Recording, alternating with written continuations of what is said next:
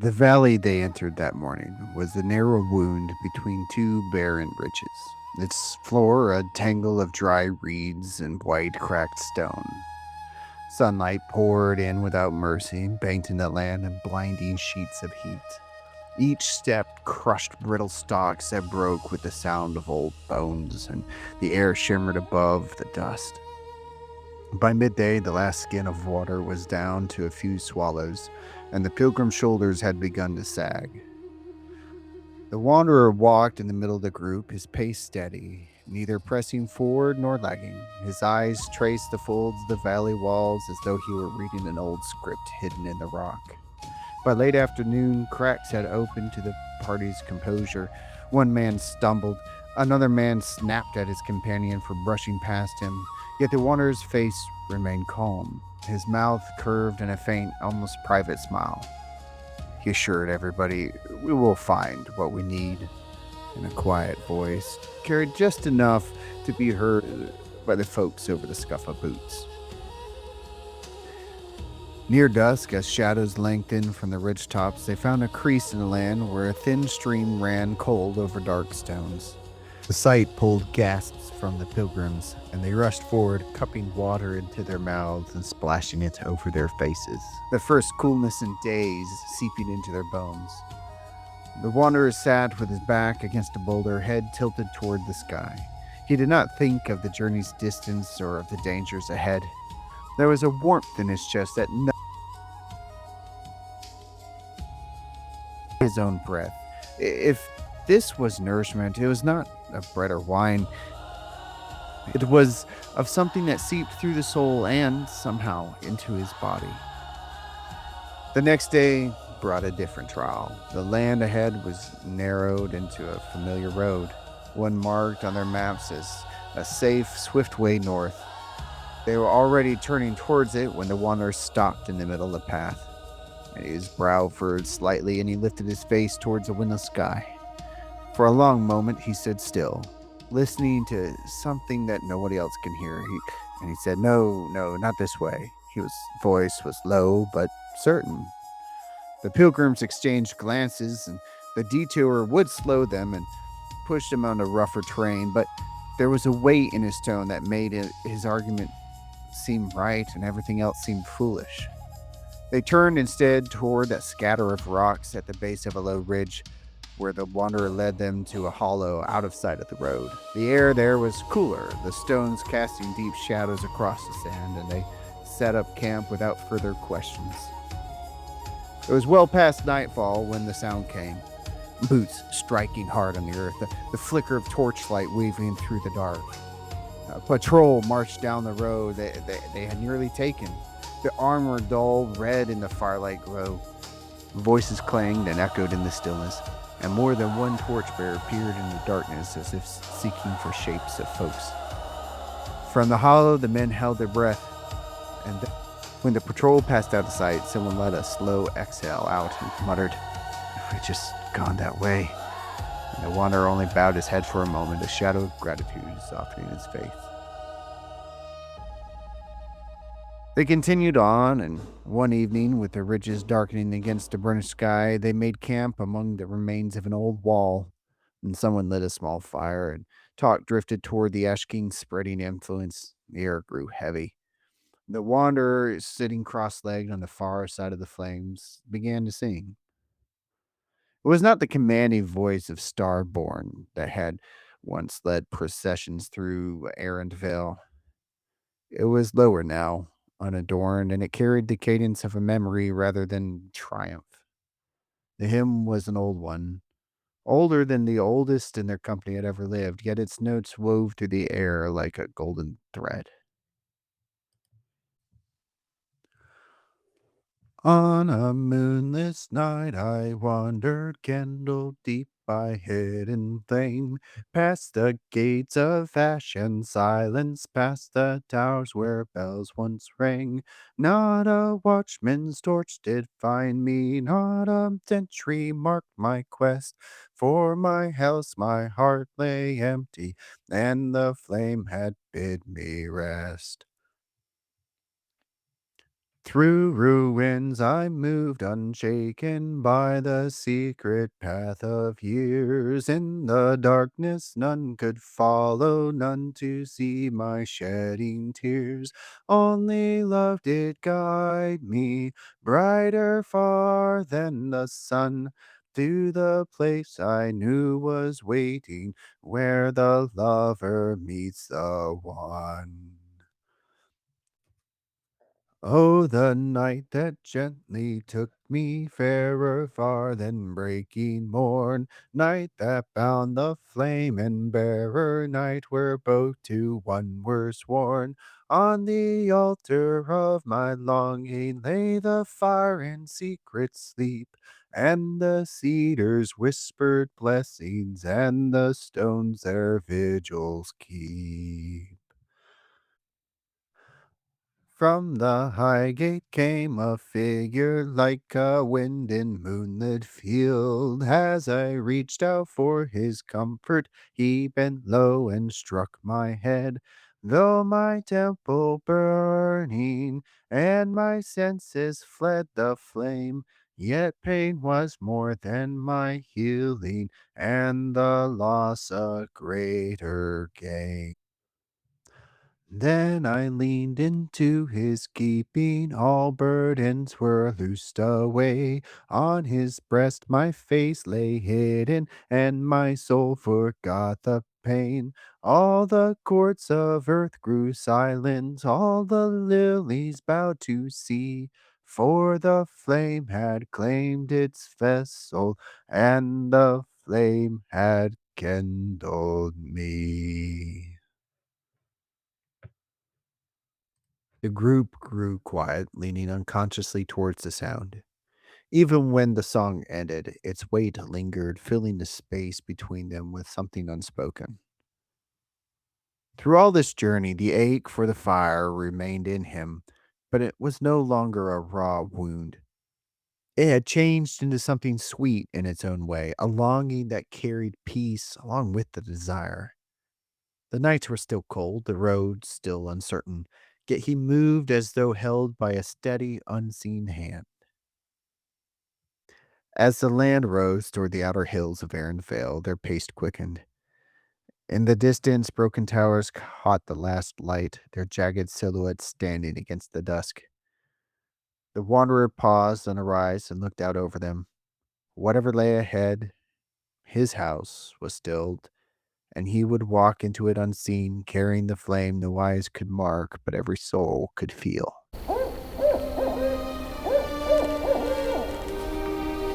Do you feel lost, like you've wandered into a dense, shadowed wood, unsure of the path forward? Do distractions pull you from the still, small voice, leaving your soul restless and searching? Have you felt the weight of silence and wondered if God has left you alone? Here on the Distracted Christian Podcast, we walk that dark night together. Every step draws us closer to the one who's been waiting. His love is the light that guides, His grace the compass that never fails.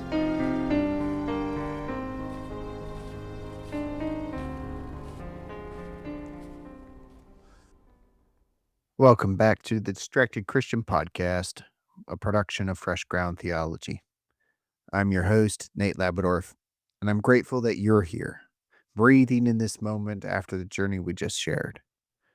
There's something about walking with weary pilgrims and silent wanderers that settles the spirit, even when the road is still steep beneath our feet. Maybe it's because their story is a reflection of ours, a reminder that God has a way of guiding us along paths that we would never have chosen, but somehow we desperately need.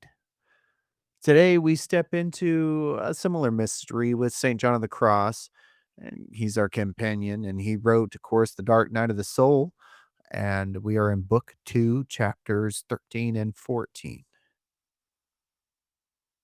So, as we enter these chapters together, let your breath breathe easy, and let us rest as we take in these chapters that whisper of quiet nourishment and an unseen escape.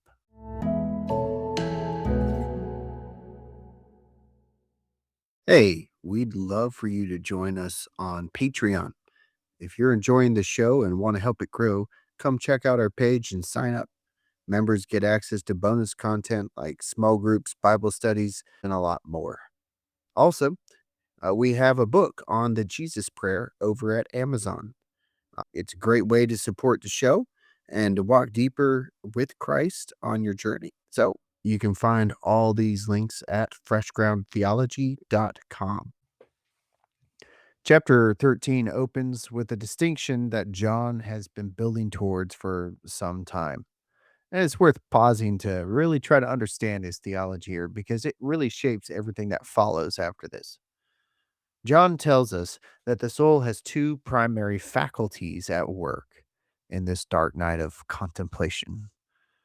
There's two things that are going on. One is the understanding, and the other is the will. And he observes something absolutely fascinating here, that these two parts of our brain are being purged simultaneously. They're being cleaned up simultaneously at the same time. But they don't experience that purging in the same way or exactly on the same timeline. The understanding, he says, receives illumination. It's kind of a mystical intelligence flowing into the understanding. It's a quiet, delicate perception of divine things. But this can only happen once the understanding has been sufficiently purified, sufficiently emptied of its own noise and its own way of grasping at God. The understanding, in other words, needs to be nearly silent before it can receive this kind of light. The will is different. The will doesn't need to be fully purged before it begins to feel the fire of love. In fact, the very passions that still need purging in the will actually make it more susceptible to being seized by love. And John calls this a passion of love, something that comes upon the soul, overtakes it, takes it, captures it, rather than something the soul chooses through deliberate action. The will is taken captive by love before it fully understand what's happening. Think about what John is saying here. God doesn't wait until we are perfectly perfect before him before he begins loving us into transformation. He meets the will where it is. It's still messy, still partially disorganized, and he enkindles it. The heart catches fire before the mind catches up. And this is really deeply pastoral. It means that even in the midst of confusion, even when we cannot think clearly about God or articulate what is happening in our interior life, love for God can be blazing. And these two aren't always in sync, the will and the understanding, but that's okay. And then he goes on in the chapter, he does something wonderful here. He stops being systematic and going through like a system, and he reaches for stories because some realities cannot be captured in theological categories. They really got to be shown on a human face. He turns to Mary Magdalene. At the feast, she walks in weeping, indifferent to the crowd, oblivious to social propriety, focused entirely on Jesus.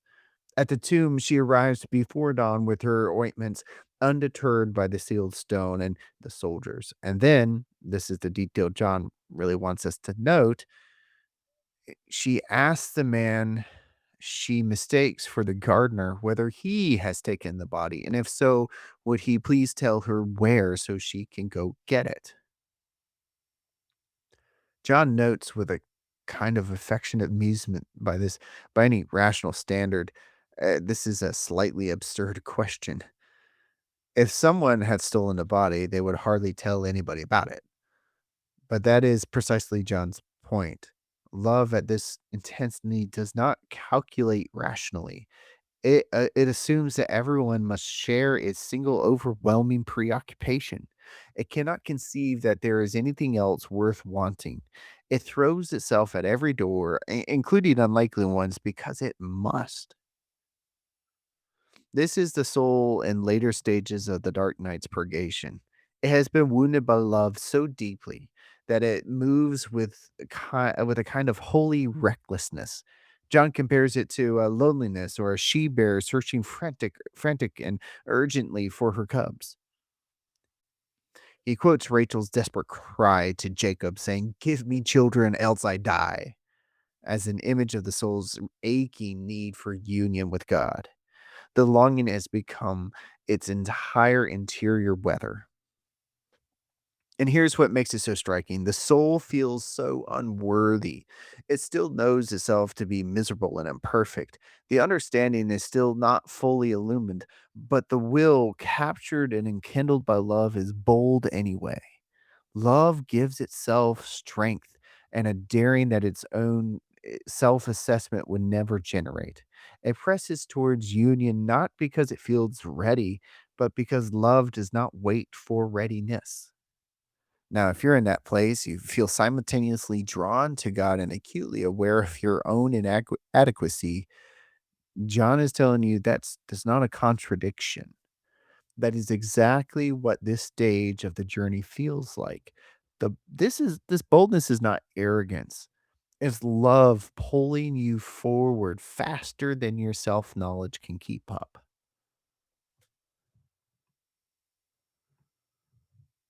And one of the most clarifying passages in this entire text, John addresses a question that anyone in the dark night eventually must ask. If the divine light is truly light, why does it produce such darkness when it first arrives? His answer is precise and beautiful. The darkness the soul experiences when God's light first strikes, it is not caused by the light itself.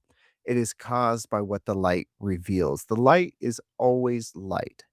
But when it first shines in the soul, the only things close enough to be illuminated are the soul's own darkness, its imperfections, its disordered loves, its hidden resistances. So the soul sees, perhaps for the first time, how much wrong is inside of it. And that is super painful. But it's the mercy of God, not the cruelty of God. And gradually, as those darknesses are driven out through this purgation, the same light begins to reveal something else: the blessings, the beauty, the divine life that was always what the light was pointing towards: gifts of God, grace. First, the soul sees what must go, then it sees what God intends to put in its place. This is one of the most important things from St. John in his entire book. It means that the moment when God feels most absent, it may be the moment when God's light is most actively at work. The darkness is diagnostic before it is transformative, and then it becomes both at once. Now, chapter 14 shifts register again, returning to his poem that he wrote, which frames the entire book. John contemplates the line, "I went forth without being observed, my house now being at rest." The image is of someone slipping out of the house at night while everyone inside is sleeping. No one stops them. No one's there to call them back. No one entangles or obligates them with distraction, just the open darkness and the journey towards the beloved. John identifies, quote, domestics, the people of the household, as the soul's own passions, desires, affections, and natural operations. In ordinary life, these are constant and active, constant lobbying for attention, constantly pulling the soul back towards lesser things. They are not always evil in themselves, but they are loud, and the noise can make the reception of God's infused, passive, supernatural grace nearly impossible to beheld, because that grace comes in silence and can only be received in the kind of interior stillness that the restless house never permits. But in the dark night, God puts the house to sleep.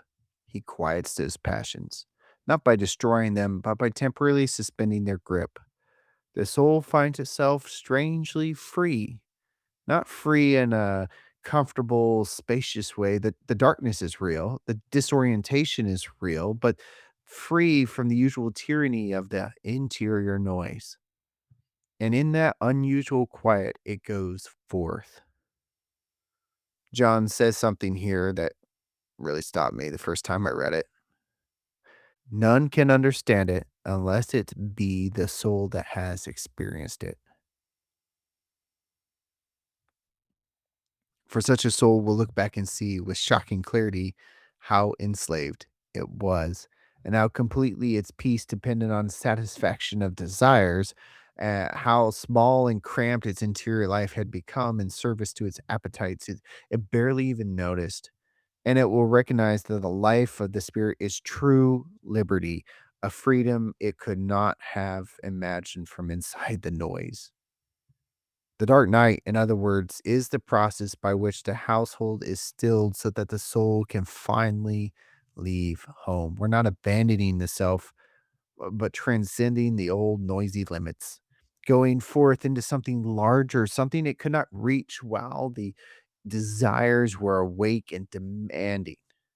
Friends, what John is describing in these chapters is on the far side of the fire. The earlier chapters showed us the blackening log. These chapters begin to show us the glow. The love that was always the goal of the purgation begins to blaze. Wild, bold, Mary Magdalene at the tomb kind of love. The love that first revealed only darkness begins to reveal something more. And the soul whose house is finally grown quiet slips into the night and goes looking for the one that it loves.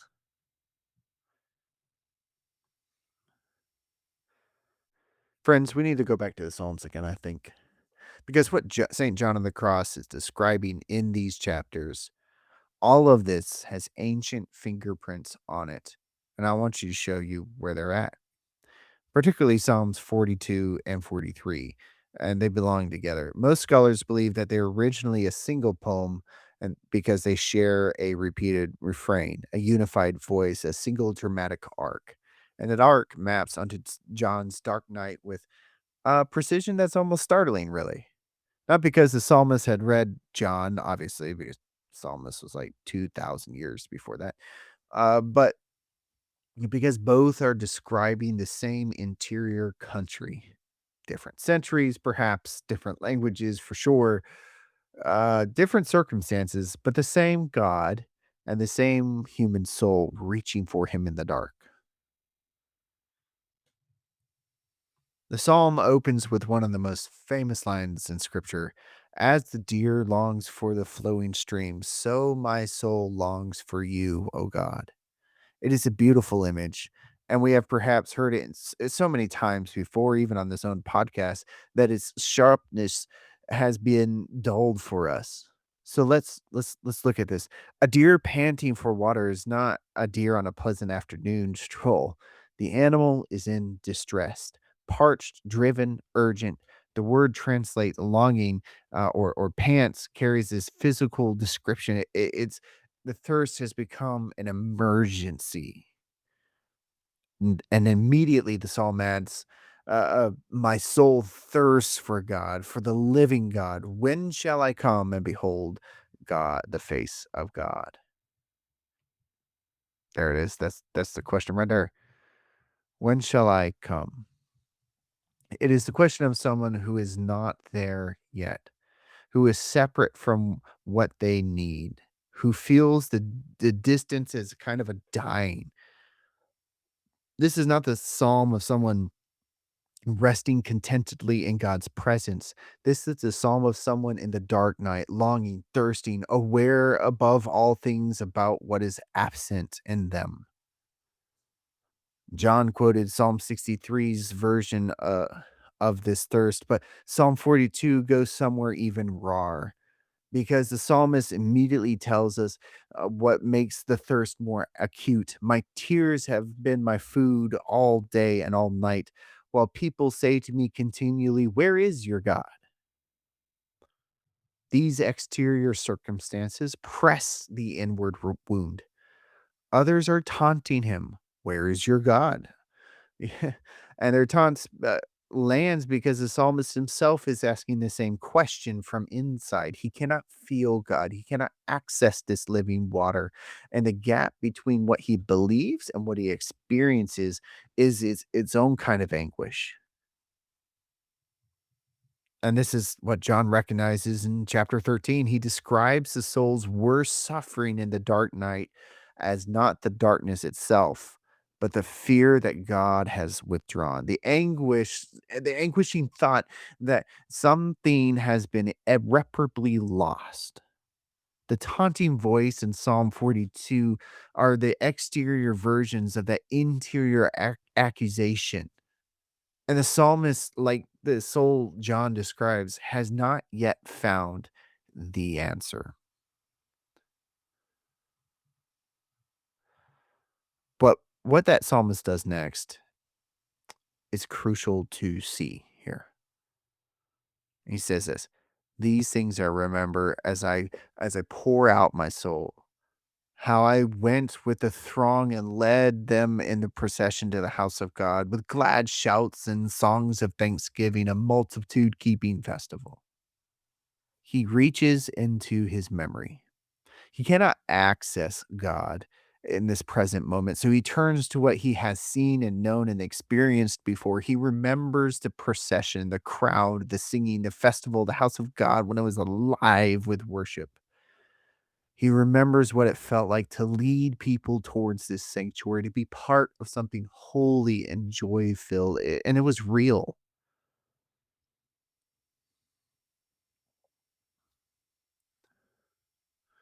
Now, we also know David does this in Psalm 63. He does the same kind of thing, thinking back to the worship of God in the temple. And I don't think this is a coincidence. This appears to be a fundamental spiritual move, perhaps the fundamental spiritual move against the soul in darkness. Not against it, but available for it in darkness.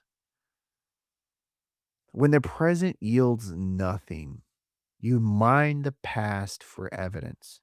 You build your altar of memory and you say, "This happened, I was there, God was real, and therefore God is real now, even though I cannot feel it."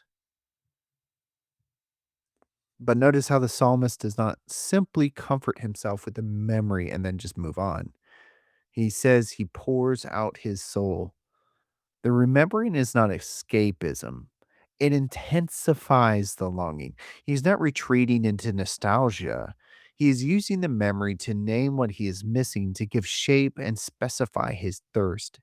He knows what the water tastes like, which makes this dryness harder, not easier. And John says this is exactly right. The soul that has tasted contemplative love, that has experienced even brief seasons of divine nearness, suffers more acutely in the dark night than the soul that has never known these things. The memory of the sanctuary does not eliminate the desert, it makes the desert more real.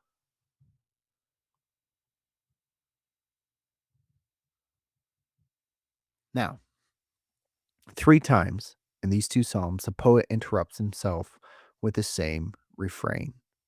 "Why are you cast down, O my soul? And why are you disquieted within me? Hope thou in God, for I shall yet again praise him, my help and my God." Now, this is one of the most psychologically aware moves in all of scripture. The psalmist is arguing with himself. He is speaking to his own soul as if addressing someone who needs to be talked down from the ledge. Why are you in this state? Pull yourself together, hope in God. And yet, this is what makes it powerful. The refrain doesn't resolve the psalm. It appears, but the darkness continues. The refrain appears again. The darkness continues. The refrain appears a third time at the end. The self argument does not immediately produce the feelings of hope, it produces the decision of hope. The psalmist chooses repeatedly to orient himself toward God even while the disquiet remains. And John makes a parallel distinction between the will and the understanding that illuminates this beautifully. The understanding, still dark, still confused, still unable to perceive God clearly, corresponds to the psalmist's disquiet. The will, captured by love, made bold by the enkindling even in the darkness, corresponds to the repeated choice of the refrain. The soul can be simultaneously undone in its perceptions, but yet resolute in its direction.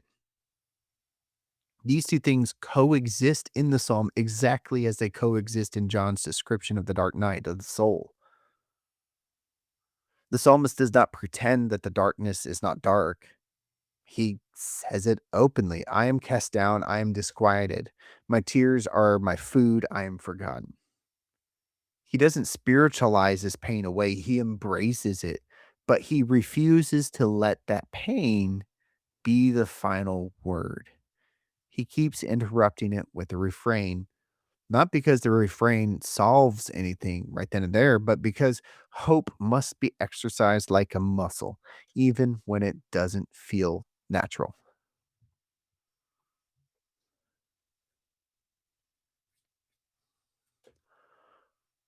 Now, over in Psalm 42, verse 7, contains one of the most haunting lines in the entire Psalter. It says this: Deep calls to deep at the thunder of your waterfalls. All your waves and your billows have gone over me. Now, scholars have puzzled over these lines for centuries, but in the context of the Dark Night, it opens up with remarkable clarity. The deep of God, the unfathomable, incomprehensible divine mystery, calls to the deep of the human soul.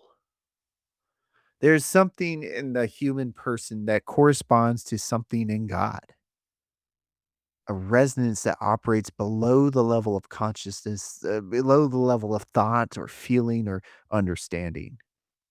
And yet the immediate experience of this calling is not serene. It is overwhelming. The waves go over him, the billows submerge him. This is not peaceful mysticism. This is being plunged. And John says exactly the same thing. The divine light, when it first strikes the soul, does not produce immediate illumination and joy. It overwhelms, it submerges. The soul feels crushed under its own weight and cannot control what it did not invite. The deep of God's love is so vast beyond the soul's capacity to understand. And the initial experience is not bliss, but drowning. But the drowning is not the end. It is the soul's being expanded to hold what it could not previously contain. The waves go over you are the same water that you will one day drink freely. Deep calls to deep, not to destroy the soul, but to awaken it in a corresponding depth that it did not know it had. Now, I want to be honest, the psalmist and John are not saying exactly the same thing. There are many similarities, but also many differences. The psalmist in Psalm 42 and 43 is dealing with an exterior crisis as much as an interior one. He has been driven from the sanctuary, geographically displaced, possibly in exile, surrounded by enemies and taunters. His darkness has a concrete social and political dimension. He cries out against his oppressors. He pleads with God to defend his cause against the ungodly people. He wants to go back to the altar of God, to a physical sanctuary, to the procession and the singing. Now, John's Dark Night of the Soul is primarily dealing with exterior circumstances. At it, at it. John's Dark Night of the Soul, however, is not primarily dealing with exterior circumstances. The darkness John describes is an interior quietness and spiritual place. It is a condition of the soul's relationship to God, not a consequence of exile or enemies or geographical displacement. John is writing for souls who may be sitting peacefully in a monastery and and every exterior blessing intact and it experiencing interior desolation just as acute as the psalmists. And I think this is important to realize. One comes from exterior pressure, the other comes from interior pressure. And but they arrive at the same interior landscape, but by different roads. But here's what unites both of them. They both cry out to the same God. Both refuse to let go. Both keep choosing against the evidence of their feelings. They keep choosing to hope. And both, in their own way and their own circumstances, are being drawn by love that is deeper than their own capacity to receive it, toward a union that is larger than anything they can currently imagine. And again, the psalmist ends Psalm 43 with the refrain one final time: Hope in God, for I shall again praise him, my help and my God. That word again is everything. Not yet, but again. The again is coming. The praise is not canceled, it is deferred. The soul that slips out of its own house in the dark night, the deer panting at the dry riverbed, the psalmist counting the waves going over him, they are all moving, however haltingly, towards the same morning.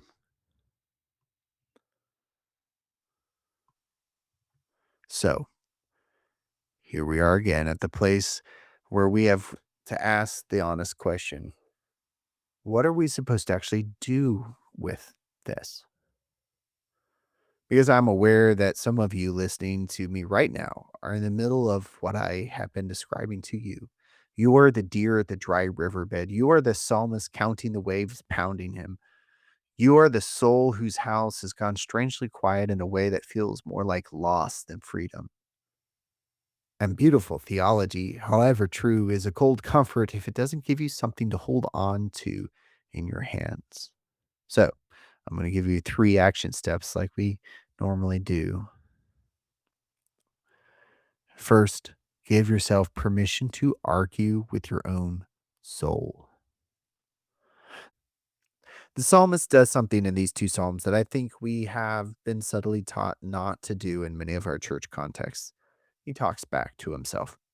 He interrupts his own despair. He has addressed his interior state and directly he says, "Why are you cast down? Why are you disquieted?"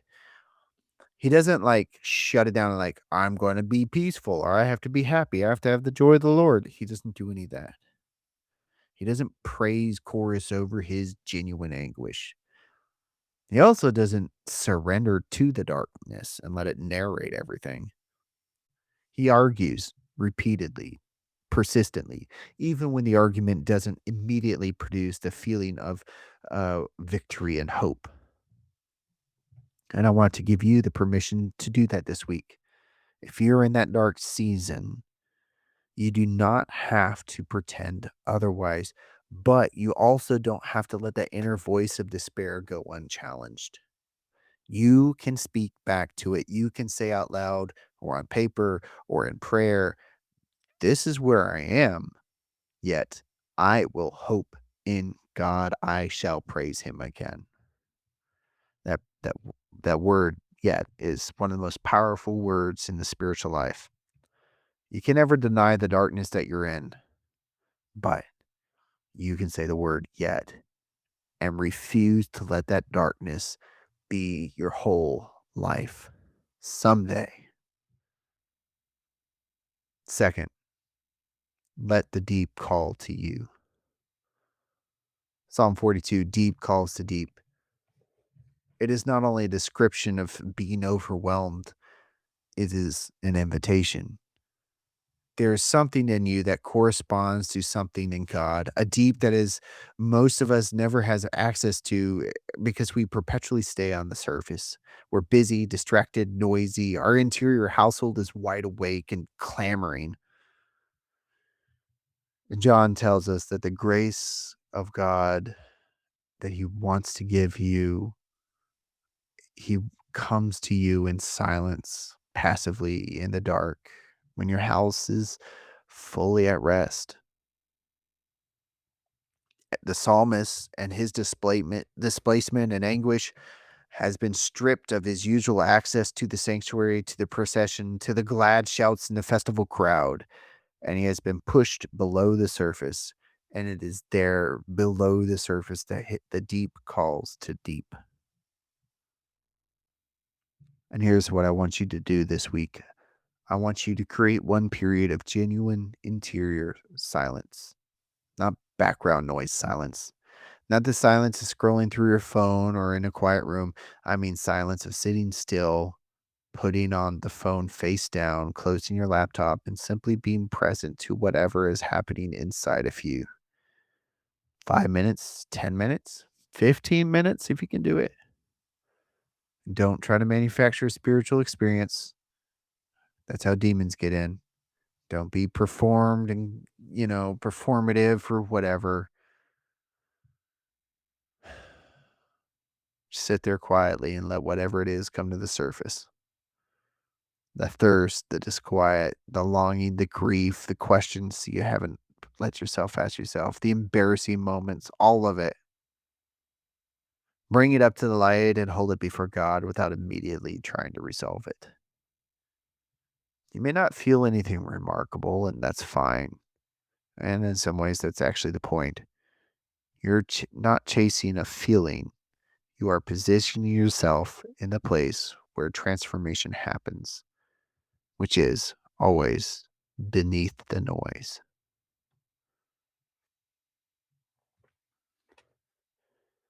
Third thing you can do, find your one honest witness. Both the psalmist and John of the Cross wrote their darkness down. They didn't process it privately or silently or alone. They gave it language.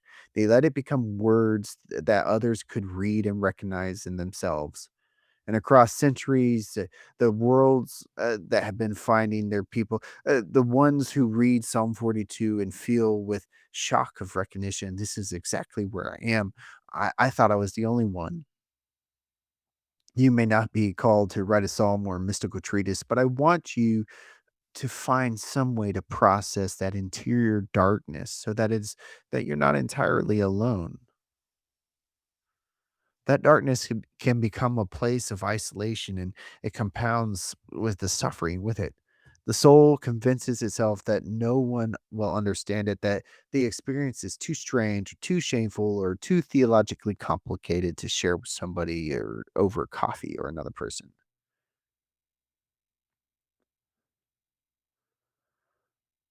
But here's what I know. Somewhere in your life, there's got to be at least one person, a spiritual director, a trusted friend, a pastor, a fellow traveler who's been through the darkness themselves. Someone who is capable of sitting with you in this and without trying to fix it or minimize it or give you three easy steps to make you feel better. You can talk to them. There's somebody out there. This week, I want you to reach out to that person.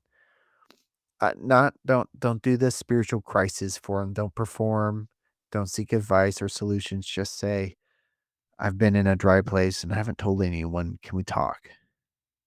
And just simply getting it out, putting it on the table is amazing at what it can do. It breaks the isolation. It reminds you that the geography of the dark night is not uncharted.